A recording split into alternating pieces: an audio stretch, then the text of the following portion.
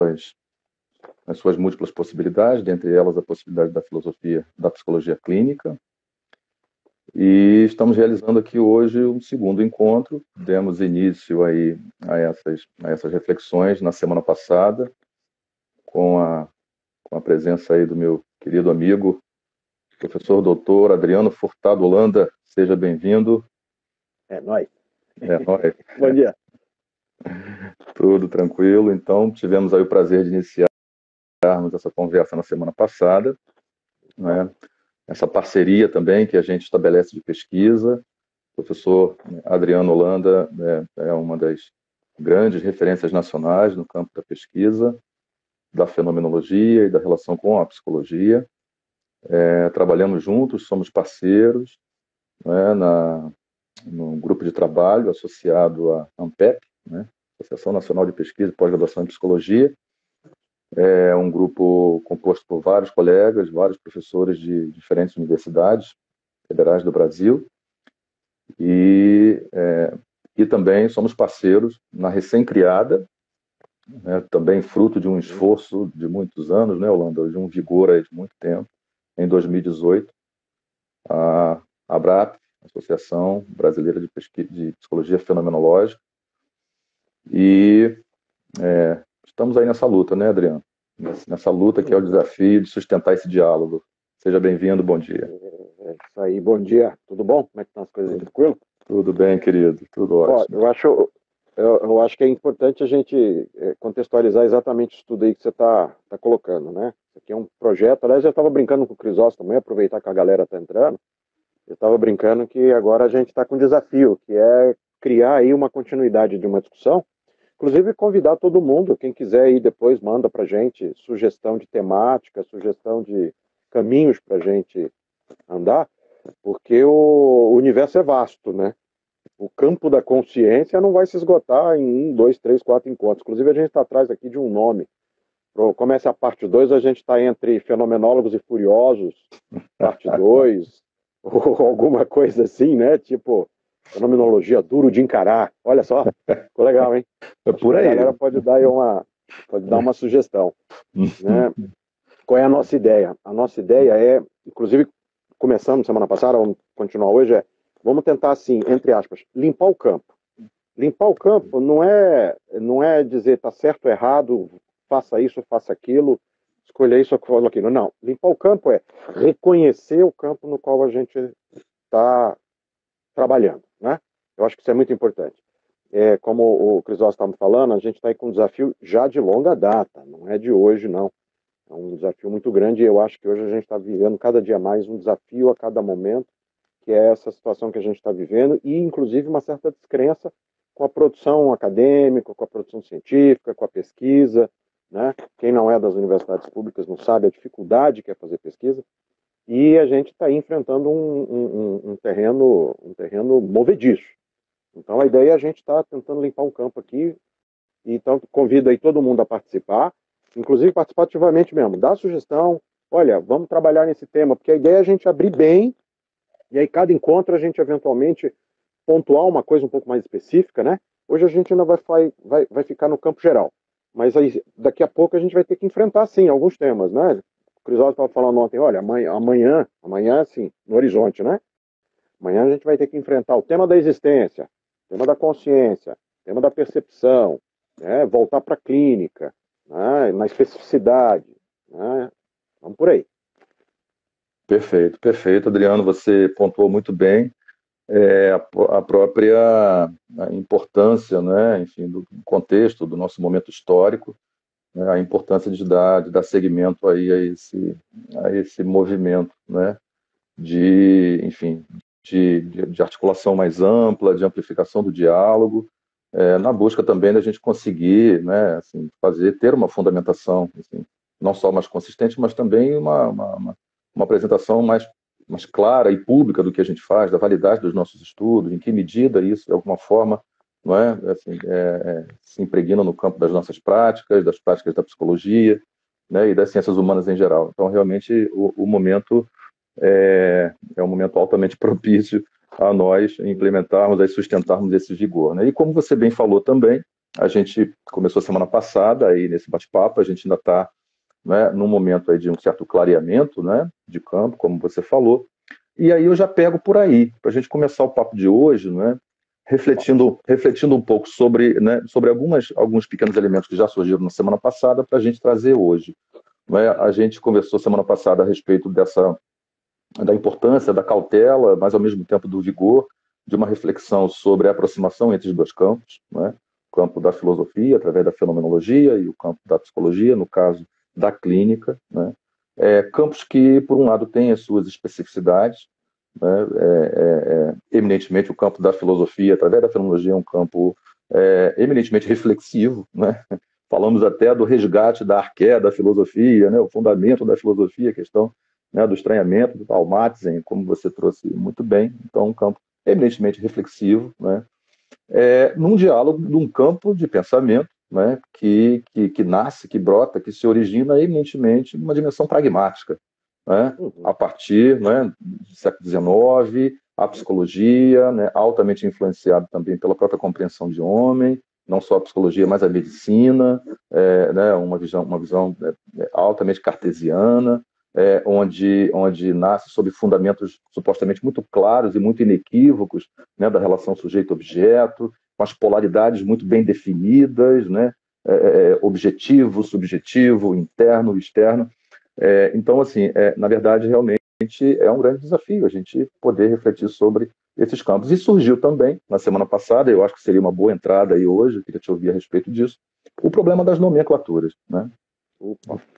Você até trouxe a sua disciplina, a minha comigo também não é diferente, não é? E não só em termos de disciplinas na universidade, mas também daquilo que a gente vê, né, muito por aí, né, de como vai se consolidando historicamente o nome desse diálogo, o nome dessa parceria, dessa injunção, né, entre os campos, né? Psicologia fenomenológica existencial, existencial fenomenológico, existencial humanista. Então, assim, gostaria de saber a que você atribui esse grande balaio de gatos que a gente vê por aí. Como que você vê isso? Pois é, esse é um grande pepino, né? Acho que eu comentei semana passada que eu costumo brincar com meus alunos que eu levo umas 2 ou 3 aulas da primeira disciplina, hein? Minha disciplina Introdução à Psicologia Fenomenológica Existencial, só para desconstruir o nome, né? Com um agravante que tem um hífen no meio que junta e diz assim, tão inseparáveis, né? É evidente aí, como eu estava comentando no início, não é para a gente jogar fora, limpar o campo e a gente vai conhecer onde é que a gente está nesse cenário. A nomenclatura no Brasil, me parece que ela vem de uma forma refletida e ela tem alguns sintomas que a gente precisa analisar. Tem uma questão histórica, que eu acho que é muito importante, né? Não vou só pontuar, e depois acho até que é uma boa a gente depois indicar alguma literatura, que já tem literatura aí bastante acessível, né? Para a gente poder discutir isso. Tem uma questão de como que a fenomenologia entra no Brasil, tá? Do ponto de vista dos autores, do ponto de vista da reflexão. Tem uma questão de como que a psicologia brasileira abraça um modelo que é estadunidense, tá? E, de certa forma, exclui boa parte das leituras europeias. E tem também, que isso para mim também é uma estrutura sintomática, um aspecto que é de vinculação epistemológica. Eu acho que a psicologia como ciência se construiu em torno de 2 estruturas filosóficas de fundamentação que eram aparentemente muito claras. Um modelo, vamos dizer, empiricista, empírico, que vai desembocar nos modelos mais pragmáticos, principalmente os modelos behavioristas, cognitivos, etc. E um modelo, vamos dizer, mais idealista, mais reflexivo, mais romântico, que está mais vinculado a uma perspectiva analítica, né? Uma perspectiva mais psicanalítica. E aí, de repente, ficou ali um conjunto de profissionais querendo se colocar no terceiro lugar e precisava ter uma fundamentação para não ficar uma coisa meramente solta, né? E aí eles encontraram na fenomenologia uma espécie de parceiro, vamos dizer assim, do tipo, olha, dá para fazer aqui um paralelo, entendeu? Quem é grande responsável por isso, vamos dar nome aos bois, quem é grande responsável por isso é o nosso queridíssimo amigo Rolumei, que é o cara que traz para os Estados Unidos uma reflexão muito interessante da perspectiva existencial do Kierkegaard. Ele vai trazer muita coisa da filosofia existencialista, mas que dentro do cenário norte-americano pragmatista ganha um contorno, que é outro tema para a gente discutir amanhã, que esse aí eu sei que você vai gostar, ganha um contorno de tecnicidade, de técnica, de pragmaticidade. Então a gente vai ter que trabalhar nisso. Então eu vejo esses três sintomas assim, preliminares para a gente pensar, né? Claro que tem toda uma questão de, vamos dizer, de simplificar o cenário reflexível. Eu acho que a gente não está acostumado na faculdade de pensar os fundamentos, que é o cerne da fenomenologia, né? A gente está, eu acho que você, tanto quanto eu, a gente brinca assim, que eu gosto de brincar, que eu adoro quando o aluno pergunta alguma coisa, mas dá um certo ódio quando o aluno levanta a mão e pergunta assim, se vai cair na prova, se vai fazer chamada, né? Ou então tem aquela pergunta trágica do tipo assim, tá, professor, você está aí falando de filosofia, mas quando é que a gente vai aprender a fazer? Então eu acho que tem muito disso daí. E aí no cenário brasileiro, o nome fenomenológico existencial virou uma espécie de abarcamento, de continente para todas essas abordagens que não eram nem comportamentais, nem analíticas. E aí você coloca tudo. Então você coloca gestalterapia, abordagem centrada na pessoa, psicodrama, logoterapia, né? Que muitas delas têm vamos dizer, uma aproximação filosófica razoável. Claro que tem um diálogo ali para ser feito. E que elas vão ser batizadas de terceiras vias, né? Terceiras vias, terceira força, um nome que a gente dá. Bom, quem está nas faculdades privadas, nas faculdades particulares, de repente sofre um pouco mais que isso. Eu fiquei 14 anos na iniciativa privada antes de entrar na federal, então eu dei aula de todo tipo de abordagem que tinha, com os nomes os mais variados. Vamos lá. Psicologia fenomenológica, fenomenológica existencial, existencial fenomenológica, existencial humanista, humanista existencial, humanista fenomenológico, fenomenológico humanista, né? Até uma que eu adorei, os últimos que foi psicologia fenomenológica existencial humanista. Beleza, junta logo tudo. Junta tudo. Pronto, junta tudo. Né? Mas é importante a gente limpar o campo. E aí eu acho que vale a pena a gente pensar o seguinte, como é que a fenomenologia chega no Brasil em termos de filosofia? Alguns dados bem rápidos para vocês entenderem. Tá? E não sou eu que estou falando, são os historiadores da filosofia. Tá? O grande historiador da filosofia brasileira, um dos grandes historiadores, professor Aquiles Couto Guimarães, já vai dizer, olha, existe um ideário existencialista no Brasil. Então há uma identificação da fenomenologia com o existencialismo. E veja, estou botando entre aspas existencialismo, porque quando você fala existencialismo, e eu acho que você vai concordar comigo, acho que Heidegger não vai aceitar essa pecha. Merleau-Ponty não vai aceitar essa pecha. Jaspers não vai aceitar essa pecha. O único que assume isso é Sartre. Isso aqui, então, limpar o campo é a gente reconhecer, opa, tem um lugar aqui. Então, talvez fosse melhor a gente pensar assim, tem um ideário que identifica a fenomenologia com as filosofias da existência. Mas Kierkegaard e Nietzsche não fazem fenomenologia, necessariamente. Ah, mas Adriano, você está querendo dizer então que não dá para casar? Falei, claro que dá. Tranquilamente que dá. Estava relendo agora aquele belíssimo texto do Paul Ricoeur, né? Onde ele vai de novo reiterar, olha, a análise intencional desemboca necessariamente na análise da existência. Mas a nossa questão de novo, limpa no campo. O que significa isto? Do ponto de vista histórico, a fenomenologia chega na década de 40 no Brasil, com alguns textos de filosofia, com alguns comentadores de filosofia, basicamente dois grandes nomes, pouquíssimo conhecidos, Vicente Ferreira da Silva, tá? E Eurilo Canabrava.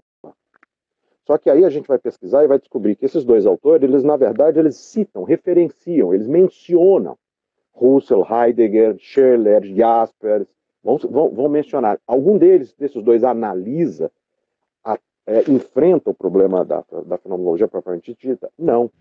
Então nós estamos falando ali de temas existenciais. Angústia, existência, percepção, sensação, esses temas vão surgindo, né? Os autores fenomenólogos só vão ser conhecidos efetivamente no Brasil a partir dos anos 50. Veja, vamos pegar a data. Husserl falece na década de 30, final da década de 30. Né? Nós estamos falando aí, então, de que as estruturas conceituais fenomenológicas não chegam para a gente com essa força toda. Né? O primeiro texto que a gente vai ter traduzido para o português, do Heidegger, é em 66.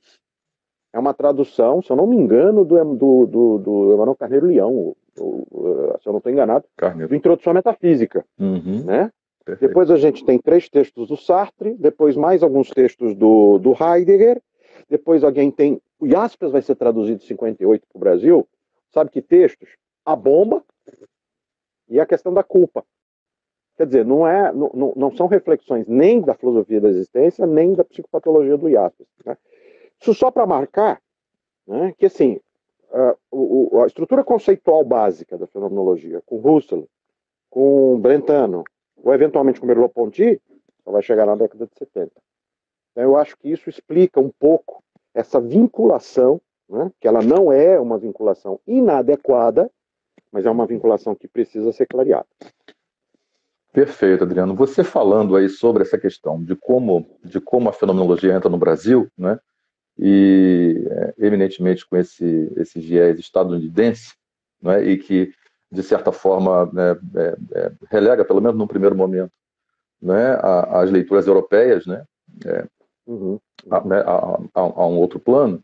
Isso me fez lembrar, eu estava aqui vendo também alguns tópicos aqui, algumas leituras antes da gente conversar.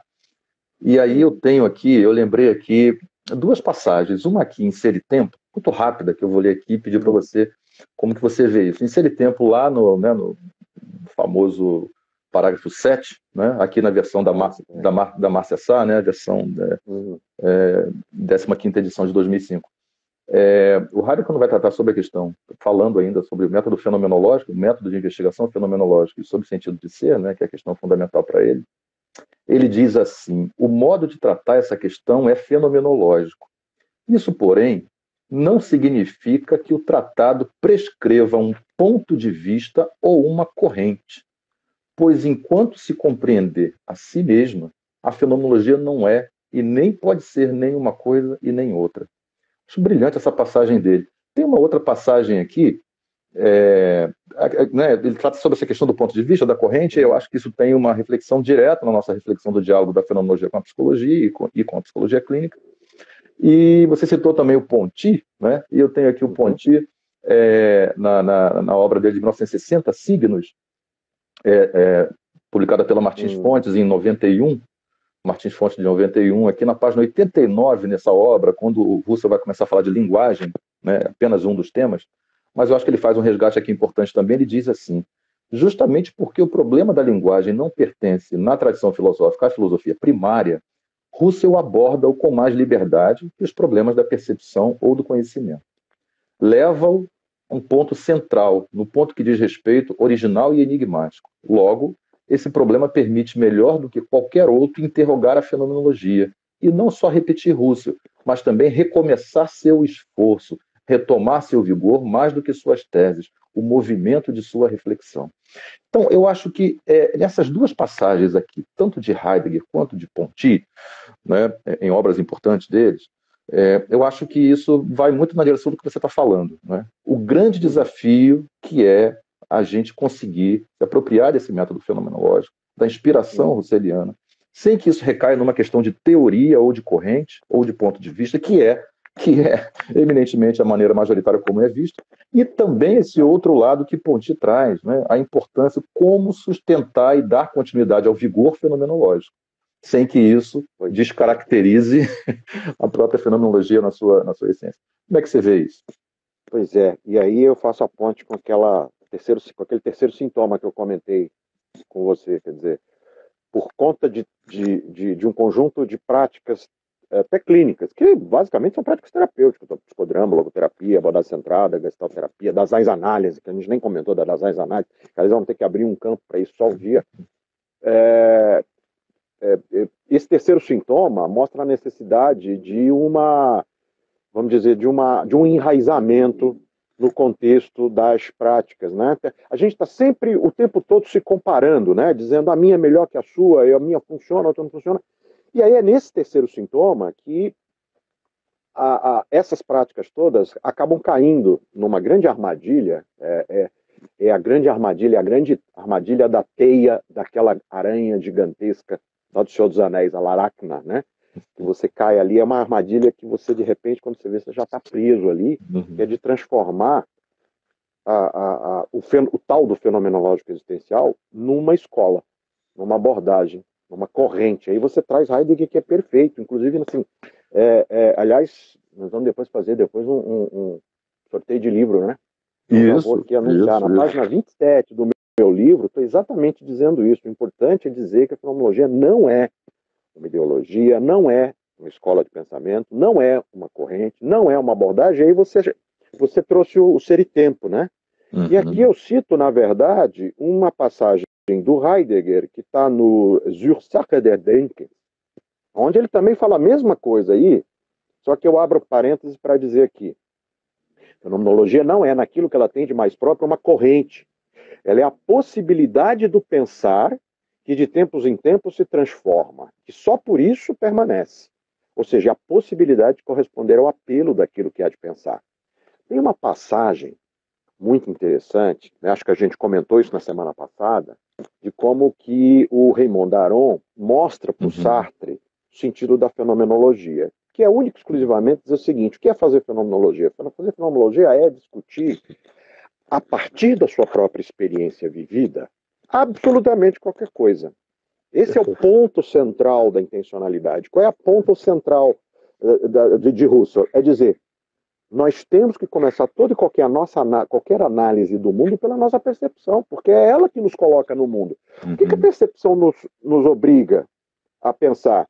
Que eu estou no mundo, que eu sou no mundo, e que o mundo não pode ser nada mais, nada menos do que aquilo com o qual eu me entrelaço. Então, o paradoxo que a fenomenologia nos traz, e você chamou bem a atenção sobre a questão da interação sujeito-objeto, é que, ao me colocar na análise fenomenológica, eu me reconheço como sujeito que pensa um mundo de objetos. Eu me reconheço como objeto desses próprios mundos de objetos no qual eu me coloco, porque eu mesmo me percebo como ser percipiente, percebendo a possibilidade de perceber aquilo que eu próprio percebo. Parece conversa de bêbado no final do botequim, né, gente? Vamos combinar. Mas é por aí que a gente começa a dizer, uau, que barato! Né? Aí volta a xícara de café que o Husserl pedia para dar aula, volta o coquetel de Damasco que o Raymond Aron fala para o Sartre, e volta para dizer assim, puxa vida, então eu posso começar por algum lugar. Que aí, esse é o ponto de partida do Merleau-Ponty. Ponto de partida do Merleau-Ponty, o que é a fenomenologia da percepção? Né? É exatamente esse ponto de partida. Né? E olha que interessante, você se referiu a uma das obras ditas tardias do Merleau-Ponty, que é o Signos. Signos, se eu não me engano, ele é publicado na França em 1971. Eu não estou muito enganado. E Signos vai ser traduzido para o português antes da obra fundante da filosofia merleau-pontiana, que são a estrutura do comportamento 42 e a fenomenologia da percepção de 45. Então, assim, esse é outro problema que a gente tem na análise da fenomenologia brasileira. A gente acaba interpretando a posteriori sem ter o fundamento lá atrás. Por isso a importância da gente estar limpando esse campo, né? E aí tem até uma pergunta aqui, pessoal, por onde a gente deve começar? A rigor, a gente pode começar por qualquer lugar, desde que a gente reconheça, como o próprio Heidegger acaba de citar, que eu acabo de citar, a gente reconheça que a fenomenologia é um exercício continuado de reflexão, é um ir e vir, aquela coisa heraclítica que a gente estava falando na semana passada, né? O caminho que vai e o caminho que volta. Eu acho que esse é o grande mote para a gente dar os passos aí na dianteira. Muito importante, e quando você fala sobre essa questão do resgate da condição de possibilidade, da possibilidade do perceber, muito, muito bacana, mas justamente você está falando da questão da estrutura intencional, Celiana, né, Adriano? Eu acho que isso é fundamental. E isso me fez lembrar, sabe o quê? Você falou sobre, né, os riscos da captura pela teia aracnídea, as seduções da metafísica, da tradição da metafísica, enfim. Isso me fez lembrar um pouquinho o papo do Claudinei resgatando Goldstein lá na psiquiatria, fenomenologia e psiquiatria, quando vai falar sobre a diferença, né, assim, a diferença de uma percepção, né, da percepção do homem, da sua relação com o mundo, uma percepção, eu diria que assim, intramundana, não é? Do que ele chama, que eu achei muito interessante, aquela analogia que ele fez da justaposição, não é? Uhum. Como se fosse uma justa posição, por exemplo, atrás de você há uma estante e há livros na estante, né? Então, assim, né, a relação justaposta entre livros e estante, né? Só que os livros não estão na estante, né, dentro da estante, na estante, tal qual você está neste cômodo, né? Ou Uhum. seja, não, há, né, não é uma relação de justaposição entre você e o cômodo e o livro e a estante, são relações absolutamente distintas, né? Então, assim, eu acho que quando você traz essa questão da estrutura intencional, que eu acho que é absolutamente fundamental, e aí a gente, né, como você falou no início, inevitavelmente, nesse processo de, né, nessas conversas que a gente vai tendo inicialmente, de uma certa depuração, um certo clareamento de algumas coisas no sentido mais amplo, inevitavelmente a gente vai acabar mesmo caminhando para, né, pontos mais específicos, né, em outros momentos, né, para falar sobre a própria ideia de consciência, como você falou, né, enfim, a ideia de técnica, e também essa coisa, né, de como nós nos percebemos, a nossa relação mundana, né, ou seja, a estrutura intencional alerta justamente para o fato, né, de que isso é que caracteriza a fenomenologia, a possibilidade que torna presente o pensar tal qual se dá. E aí, né, essa questão, né, da essência do vivido é absolutamente é, inestimável e não tem como ser Uhum. desconsiderada, né? Que é o que difere você do livro, Sim, né? sim. Então, assim, eu acho que essa discussão, para efeito de, né, dessas reflexões do diálogo com a clínica, para a gente é fundamental, porque realmente a sedução por essa captura tecnicista Uhum. e de um fazer da ordem do instrumental, né? Uhum. Ela é muito forte, ela está na nossa tradição, como a gente falou inicialmente, até pelo fato da psicologia ser eminentemente um campo pragmático, nasce com o pragmatismo do fazer. Sim. Uhum. Né? Sim, sim. É engraçado que você está falando agora do livro, me lembrou uma situação de consultório, né? Que eu gosto sempre de usar como exemplo, né? E exemplifica e ilustra exatamente isso que você está falando, o quanto que a gente tende a uma naturalização das Uhum. coisas da vida, né? Naturalizar, né? Esse é quase um jargão fenomenológico, Uhum. e eu acho que pouca gente entende isso. Naturalizar não é, quando a gente fala assim, naturalizar é ruim. Ah, precisamos parar de naturalizar. Eu falei, gente, é o seguinte, o mundo é feito de uma grande dinâmica, né? Tem uma passagem do Paul Ricoeur que ele diz assim, a análise intencional russeliana nos obriga a reconhecer o quanto que viver ultrapassa o julgamento, ultrapassa o pensar. Mas isso não significa que a gente agora tenha que penalizar o julgamento, tenha que penalizar a objetividade. Aliás, uma brincadeira que a gente sempre gosta de fazer é a seguinte, tem situações e situações, tem contextos e contextos, tem momentos e momentos. Eu não preciso fazer da fenomenologia uma espécie de ideal, de experiência. Não, pelo contrário. Né? Tá. E a brincadeira que a gente faz é o seguinte: se eu precisar escolher entre um piloto de avião no momento de acidente, entre um fenomenólogo e um empirista, eu vou querer um empirista.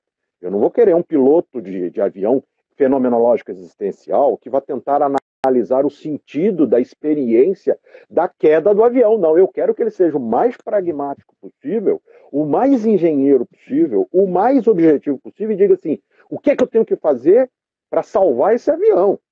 Eu não Uhum. quero eu não quero passar por uma cirurgia de alto risco com um filósofo humanista que queira analisar o sentido do meu sofrimento. Não, eu quero que ele entre no meu corpo, que ele manipule o meu corpo da forma mais objetiva possível. Então, assim, o que a fenomenologia nos mostra é que não há essa cisão Perfeito. necessária. Então, de novo, clarear o campo é isso, tem coisas da ordem da objetividade, tem coisas da ordem de uma subjetividade que aí sim nos interessa. Volto, por Uhum. exemplo, do livro. Não é o livro que está na estante, ou melhor, tem alguma coisa na estante. Né? Hoje é mais simples, até a gente brincar, porque todo mundo sabe que a gente pode colocar isso daqui como se fosse uma tela e não ser nem livro de verdade, mas parecer um livro. Então não é a questão Uhum. do aparecer ou do ser, mas é a questão do sentido que isso tudo tem. Né? Qual é o Perfeito. sentido do livro na estante? Uhum. E aí eu volto agora no meu primeiro exemplo. Eu tinha uma cliente, uma paciente, extremamente inteligente, uma mulher inteligentíssima, uma mulher fortíssima, uma mulher poderosa. Então, toda vez que ela chegava para a sessão, ela contava dos livros que ela estava lendo, dos filmes que ela estava vendo, das viagens que ela fazia, e boa parte da sessão rodava em torno, como se fosse, entre aspas, uma espécie de relato superficial das coisas, né? E às vezes demorava muito, e eu curtia muito, porque era muito legal. Ela, de repente, no meio da sessão, a gente estava discutindo Nietzsche, a gente estava discutindo filosofia platônica, a gente estava discutindo coisas do cotidiano, né? E aí, às vezes, ela mesma, né? E eu seguindo o caminho dela, e ela, no meio da sessão, lá com 30 minutos, dali a pouco ela olhava para o relógio e dizia: nossa, Adriano, já tem 30 minutos que eu estou falando de tudo menos de mim. Aí eu olhava, dava uma risadinha para ela, né? Eu falei assim: você que pensa que você não está falando de você. É verdade. Ao falar dos livros, ao falar dos filmes, ao falar das viagens, percebe? Você vê, a gente mesmo cai na armadilha. Poxa, eu não estou falando de nada. Não é importante falar disso. Como não é importante falar nisso? Né? É verdade. Eu acho que isso é que é o barato da tecnologia, né? Grande barato. Agora, por falar em pragmaticidade, pelo que eu estou vendo aqui, impressionante como às vezes a hora passa mais rápido do que a gente percebe, né? Então, assim, a gente está aqui tá estourando o tempo aqui, parece que passou em 5 minutos, já são 1 hora. A menos que... Não, temos mais meia horinha. Ah, não é meia horinha, rapaz. A gente começou 10h30. Não, tá vendo? Eu estava pensando que era 11. Mas, enfim, então, assim, isso que você falou é absolutamente fundamental, né, rapaz? Que coisa. E é uma coisa muito interessante. E o quanto, olha só, isso que você falou, Adriano, também, assim, não é uma captura, né, não é, assim, um risco, é uma captura da sedução dessa objetividade que só o paciente corre. Porque você conhece uma opção de profissional que vai dizer assim: agora vamos falar de você? Exatamente. Olha o problema. Ou já que a gente está falando das tais clínicas fenomenológicas existenciais, olha a armadilha naturalística que boa parte das clínicas não percebe. É verdade. Vou dar um exemplo bem banal, que é o seguinte: o sujeito está lá falando alguma coisa da vida dele, que pode ser isso, daí ele vai dizer assim: não, vamos deixar isto de lado porque você está só pensando. O que você está vivendo, sentindo? E aí ele não percebe que ele faz uma cisão entre o que eu penso e o que eu sinto. Como se, né, eu estou até brincando aqui com as duas mãos, como se fossem duas coisas reificadas. O terapeuta faz muito disso. Muita coisa. Deixa isso de lado, o que você está falando, porque isso daí é do objetivo, né? Fale de você. Falei, ué, como não estou falando de mim?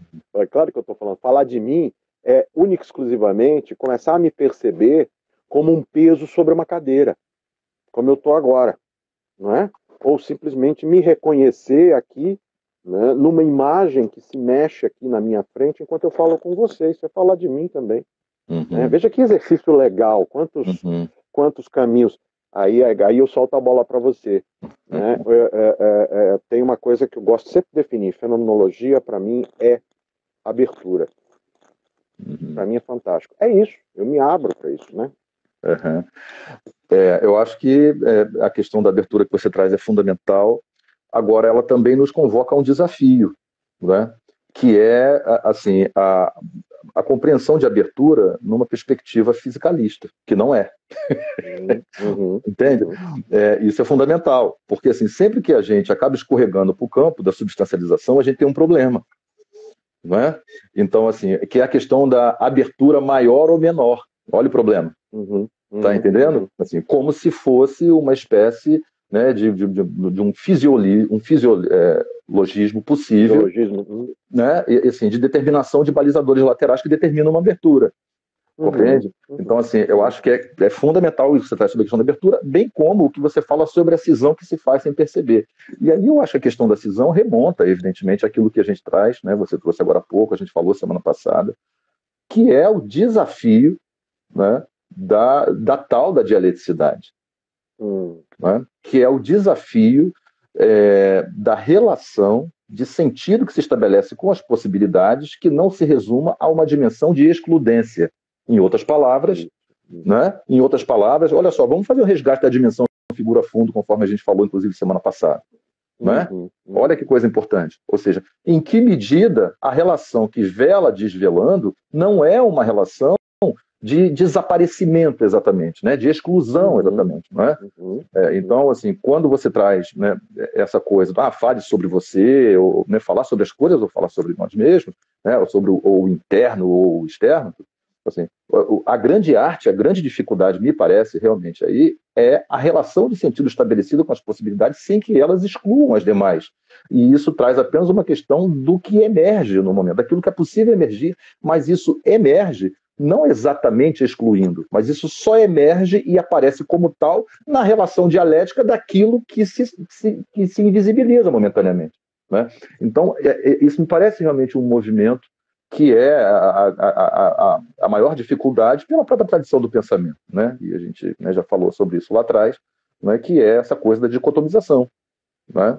Que aí, claro, vai dialogar com vários outros pontos, como a questão da substancialização, da coisa em si, da possibilidade, né, da definição do ser das coisas, enfim. Né? Então, assim, eu acho que essa é um grande desafio, né? Como é isso que você falou agora há pouco, né, do piloto de avião, né? Ou você vai fazer uma cirurgia, você quer mais é que o médico seja o mais pragmático possível, mas é evidente, assim, sem que isso denote que a pragmaticidade anuncie um horizonte de sentido que naquele momento a torna possível e mais importante, e não exclui.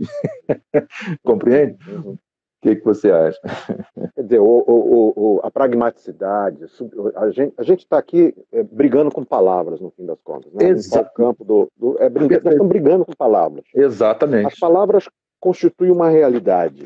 Né? Exato. Foucault já diz isso muito. Né? Aliás, pronto, vamos trazer um filósofo mais próximo da gente para falar disso. Martin Buber. Né? Ele diz muito claramente isso. Né? Quando ele vai analisar lá o Gênesis, no princípio era o verbo e o verbo se fez carne, ele está dizendo a palavra constitui um ato. A palavra é uma ação. É isso. Toda a filosofia do Buber é construída em torno da ideia da palavra como ação. Está aí uma outra. Ó, já estamos anunciando aqui. Um dia a gente vai bater papo sobre Buber, um dia a gente vai bater papo sobre Heidegger. Vamos brincando aí. Então a gente está brigando com as palavras.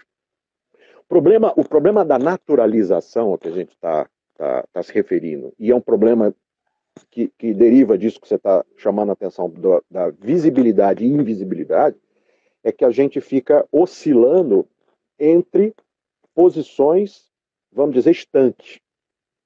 Né? É óbvio que a palavra me diz algo, mas ela não me diz tudo. E essa é a essência da figura funda. É engraçado porque é um conceito fundamentalmente fenomenológico. Todo mundo fala por aí nas psicologias, mas eu acho que a gente acaba esquecendo do peso dela, né? A nossa relação com o mundo é uma relação figura-fundo. Né? Atenção, desatenção. Eu tenho uma atenção dirigida em determinado momento para um ato, enquanto eu estou falando, e ao mesmo tempo, boa parte do meu organismo, boa parte do meu ser, está completamente aberto e mergulhado num fundo de outras atenções que me vêm. Olha a sacada que o Freud teve na interpretação dos sonhos, de dizer, eu não sou um objeto inerte quando eu estou dirigindo a minha consciência para um determinado foco de atenção. Perfeito. Eu sou uma interatuação. Olha, estamos falando de Goldstein, nós estamos falando de Wertheimer, nós estamos falando de Kafka, nós estamos falando de Russell, estamos falando de Hayek, nós estamos falando de um monte de gente. Perfeito. E aí é muito legal isso que você traz do invisível, do visível, porque também tem muito de mal compreensão nisso, né? Acho que tem uma coisa muito de vaidade, muito de perversão de vaidade do terapeuta, de dizer, uau, eu vou desvelar o sentido oculto daquela pessoa. Nossa, que coisa mágica, né? Que coisa messiânica que a gente se coloca nessa posição, né? Essa coisa xamânica, né? E aí eu gosto sempre de encerrar as aulas de fenomenologia com uma fala de Fernando Pessoa. Uma parte de uma poesia de Fernando Pessoa, onde ele diz assim, no fim das contas, o único sentido oculto das coisas é elas não terem sentido oculto algum. Né? Que aí o poeta nos obriga a reconhecer que eu já estava lá mergulhado e eu não percebia. Né? E vamos parar para pensar, relação humana não é isso? Né? A gente está lá mergulhado na relação e não percebe um monte de coisa, não percebe o que faz, não percebe o que deixa de fazer, não percebe o que diz. Quando a gente diz assim, puxa, desculpa, eu não percebi o que eu quis dizer, eu estou me colocando, né, como sujeito agente no mundo. E a fenomenologia me permite o reconhecimento, uma analítica de todo esse movimento. Acho que essa é a essência da dialética. Por exemplo, a gente pensar a ação da clínica, sem dúvida nenhuma, porque aí é é uma parceria fantástica entre terapeuta e paciente, entre terapeuta e cliente, de estar lá, mergulha no discurso, mas não deixa de perceber a interação espacial, corporal, cultural, histórica, né, de tudo o que está acontecendo. É o exercício da pesquisa. É o exercício da pesquisa. Para a gente que faz pesquisa clínica, Perfeito. por exemplo, que faz pesquisa de campo, é o que o tempo todo a gente está dizendo para o supervisionando, para orientando. Dialoga, conversa com o dado. Né? Esse é o exercício da fenomenologia. Né? E é difícil, é difícil. A gente está muito preso naquelas, vamos dizer, vou usar uma expressão bem cinematográfica aqui, vou chamar a atenção para quem nunca viu esse filme, tem que assistir. Um violinista no telhado, né? A Fiddler on the Roof, fantástico filme cantado, maravilhoso. Né? Todo filme é em torno da questão da tradição. Todo filme é uma discussão sobre tradição, e o tempo todo, personagem central dizendo assim, é tradição, eu tenho que manter a tradição. Naturalizar eu tenho que manter a tradição. E a gente está preso nessas tradições. Né? O que a fenomenologia está dizendo existe isso, mas existe também a abertura que me permite quebrar um pouquinho o exercício da tradição. Né? Ou seja, nós somos seres plásticos, como diria Goldstein, por exemplo. Perfeito, esse seu resgate da questão da tradição, Adriano, e essa brilhante poesia de Fernando Pessoa, eu acho que isso nos dá, assim, é claro, como a gente já falou inicialmente, a gente vai acabar, né, caminhando para alguns pontos fundamentais, né, em futuras conversas, mas você me traz muito, muito, muito a possibilidade da gente repensar a questão do fazer clínico. Né? Nós falamos muito rapidamente sobre isso semana passada, né? Porque como que é a possibilidade de sustentação de uma relação de contiguidade entre o fazer e o não fazer, entre essa indeterminação que Fernando Pessoa, né, traz para a gente. Né? Então, assim, eu acho que isso aponta, né, para uma reconstituição possível da ótica do fazer. Entende? Né? Ou seja, em que medida esse fazer brota, né? Vamos dizer assim, é fundamental da ausência prévia de sentido, da nadificação da existência para aquilo que se anuncia como possível e a sustentação da dialética do possível na relação com o nada, portanto, o indeterminativo dele enquanto essência estável, né? Enquanto manutenção da tradição, como você falou, entende? Enquanto, né? Ou seja, em que medida o diálogo com a tradição, em que medida o diálogo com a historicidade, em que medida o diálogo com essa existencialidade, né, se dá de uma forma que não rompa o diálogo possível dessa indeterminação enquanto sentido que se anuncia. Entende? Ou seja, do diálogo entre o fazer e o não fazer.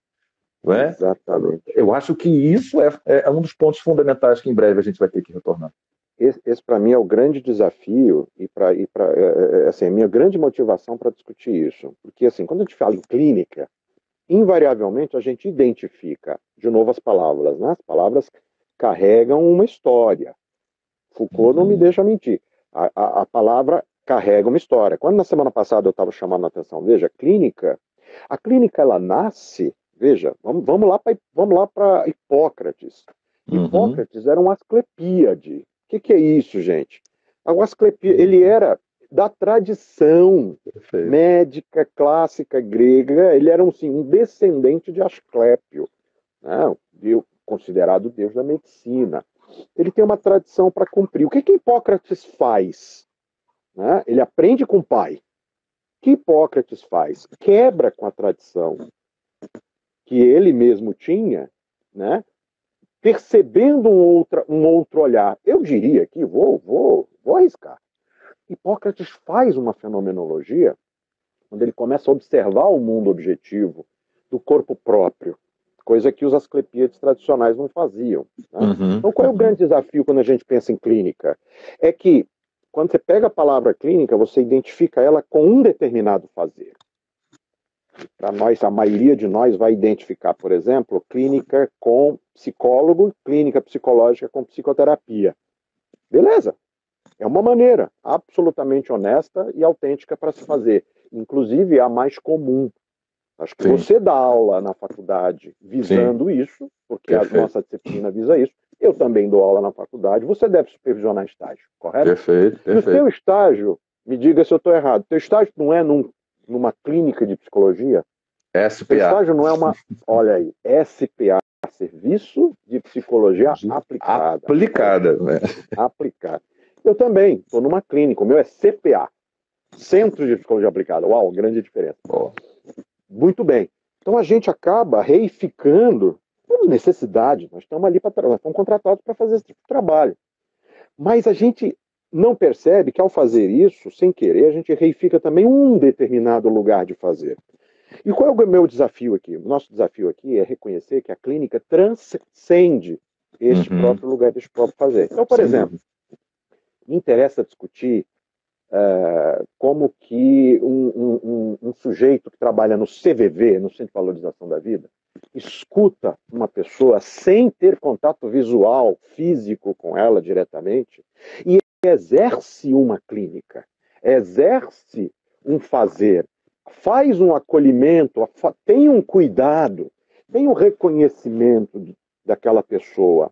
E muitas das vezes, inúmeras vezes, salva vidas. Isto é clínica. E nem é psicólogo. E nem é psicólogo. E nem é psicólogo. Nem é psicólogo. Embora todos eles passem por um treinamento forte num dos maiores e mais representativos autores da psicologia do mundo, que a maioria dos psicólogos sequer leu suficientemente, que é a figura do meu queridíssimo Carl Rogers, que eu tenho um grande apreço por ele, mal respeito por ele em consideração. Verdade seja dita. E isso é importante.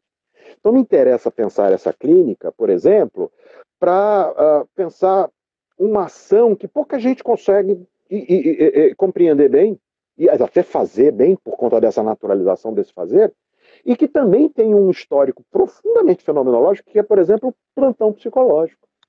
Então, você não pode pensar em fazer a mesma clínica psicoterapêutica que a gente ensina na faculdade, de um consultório, com uma pessoa que vai lá uma vez por semana, 2 vezes por semana, 3 vezes por semana, 1 hora, 2 horas por semana, da mesma maneira de uma pessoa que está numa crise, de uma pessoa que está com uma demanda imediata, de uma pessoa que vai uma vez só na vida.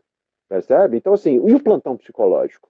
O que é acolher, cuidar do outro numa sessão? Em 15 minutos, em 20 minutos. Olha a temporalidade, outro tema para a gente. Olha a temporalidade. Né? O que é isso? O que representa isso? Então, o grande desafio da clínica é a gente reconhecer a própria transcendência do fazer. A fenomenologia me coloca diante dessa inevitabilidade da transcendência do fazer. E aí, paradoxalmente, de novo, e teu mestre Heidegger é primoroso nesse aspecto, porque ele vai aos poetas para reconhecer isso. Então vamos pedir ajuda aos poetas. Eu vou pedir ajuda aqui à nossa queridíssima e maravilhosa poetisa Clarice Lispector. Veja se não é algo mais de absurdamente fenomenológico e mais absurdamente clínico. Então escrever é o modo de quem tem a palavra como isca. A palavra pescando o que não é palavra. Pô, cara, você joga isso na sessão clínica, meu amigo, você tem 1 ano de transcendência do sujeito ali, não é verdade? Totalmente. E agora eu vou parafrasear você, né, na semana passada, que você revisitou o Maracanãzinho lá na década de 80, levantando bola, né, do Bernardo. Grande Bernardo. Dando saque jornada nas estrelas. E você falando isso agora, rapaz, eu vou levantar uma bola para você que eu acho que você vai gostar. Que é justamente no teu próprio texto. Quando você vai trazer, quando o Russell vai lá em Filosofia como Ciência de Rigor, né? Eu acho que de 65. Quando ele vai falar, Adriano, dessa dimensão da psicologia fenomenológica enquanto consciência empírica e psicologia empírica, e a fenomenologia como consciência pura, né? Eu acho que o que você falou é perfeito para você trazer agora, encaixar nisso, né? Como que fica esse diálogo de uma consciência pura encarnada numa pragmaticidade, como você falou, como por exemplo do CVV, né? De uma dimensão de consciência empírica, de uma prática, de uma psicologia empírica, né? Na psicologia fenomenológica. Como é que você vê aí essa articulação da fase? De novo, vamos limpar o campo. Esse que é o problema da nomenclatura. Aliás, já fica aí o convite para todo mundo depois entrar lá, curtir e se associar na Abrapf. Abrapf, perfeito. Ó, a gente está enfrentando o problema E a gente tá claramente dizendo assim, tem coisas que a gente consegue superar, tem coisas que a gente tem que abraçar o inimigo e dizer, tamo junto. Né? Vamos fazer aqui o exercício, tá aqui, já comentamos com vocês, tá aqui o Crisóstomo, grande vascaíno, e eu sou tricolor. Mas na hora que a seleção tá jogando, a gente tá junto, meu amigo, e né, não tem ali disputa, não, tem parceria. Eu acho que é um pouco por aí. Então, estou convidando todo mundo a entrar na BRAPF para se associar, Associação Brasileira de Psicologia Fenomenológica. Vai lá ver na descrição o que a gente está tentando fazer ali. Juntar. A gente está tentando juntar. Então, sim, o que é limpar o campo? Vamos lá. Você traz aí, eu já aproveito e já respondo uma questão que ficou aqui em aberto. Primeiro passo para estudar fenomenologia. Tá aí, o Crisóstomo deu uma brilhante dica que eu normalmente indico esse livro. Filosofia como Ciência de Rigor. Quem não tiver ele disponível, me avisa que eu passo o PDF. Esse é um texto que o Russell... É um artigo que o Russell publica em 1910. É fantástico. Nós estamos aí, mais de 100 anos esse texto. Esse texto é uma excepcional introdução à fenomenologia, porque, como eu gosto de brincar, é um texto surpreendentemente compreensível. Uma coisa é consciência como objeto de estudo. Outra coisa é consciência como experiência vivida. Pronto. Só aí você já... Opa, eu já tenho um campo aí. Né? Uma coisa é eu pensar uma psicologia fenomenológica como uma ciência de fundamentos. Outra coisa é eu pensar uma psicologia fenomenológica como uma estrutura de aplicação. Né? Então, quando a gente cria uma BRAPF e diz assim, vamos criar uma associação, e essa associação ela é feita, olha só, tem aqui um vascaíno heideggeriano, um russeliano tricolor, vai ter um sartriano que é botafoguense, vai ter um coxa branca que é scheleriano, percebe? Então a gente tem essa dinamicidade. Né? Aonde que a gente se encontra? A gente se encontra na intenção própria de tentar reconhecer essas múltiplas relações que o sujeito tem com o mundo. Né? Então, acho que uma das coisas de limpar o campo é a gente entender que, por psicologia fenomenológica, eu posso entender tanto um projeto de construção que o Russell deixa para alguns inacabado, tá? Inclusive acabamos de soltar um texto agora que vai sair, se tudo der certo, vai sair como um capítulo de livro de mais um brilhante parceiro nosso, que a gente vai ter que trazer aqui em algum momento para bater um papo, que é um grande psiquiatra que trabalha com fenomenologia, o professor Guilherme Messas, né? Onde a gente está exatamente dizendo isso, olha, tem uma psicologia fenomenológica, um projeto de ciência de fundamentos que o Russell não acabou, não finalizou. Tem um projeto de psicologia fenomenológica que é um pouco essa coisa assim, deixa eu trazer o que a fenomenologia me dá como subsídio e tentar construir aqui numa psicologia empírica, né? Numa psicologia empírica, um repertório de ações. E tem uma psicologia fenomenológica que é adjetivada, que é essa que a gente está criticando, que é essa que se chama fenomenológica existencial humanista, mas que não pensa muito sobre esses fundamentos. O que a gente está chamando a atenção é, vamos dar 2 passos para trás? Vamos ler esses textos lá. Vamos lá no parágrafo 7 do Ser e Tempo do Heidegger. 15 do Ideias 1 do Russell. Vamos lá. Aliás, saiu agora recentemente as obras completas de Edith Stein. Quem quer começar a estudar fenomenologia, pega as obras completas de Edith Stein, pega os textos que ela escreve sobre o Russell.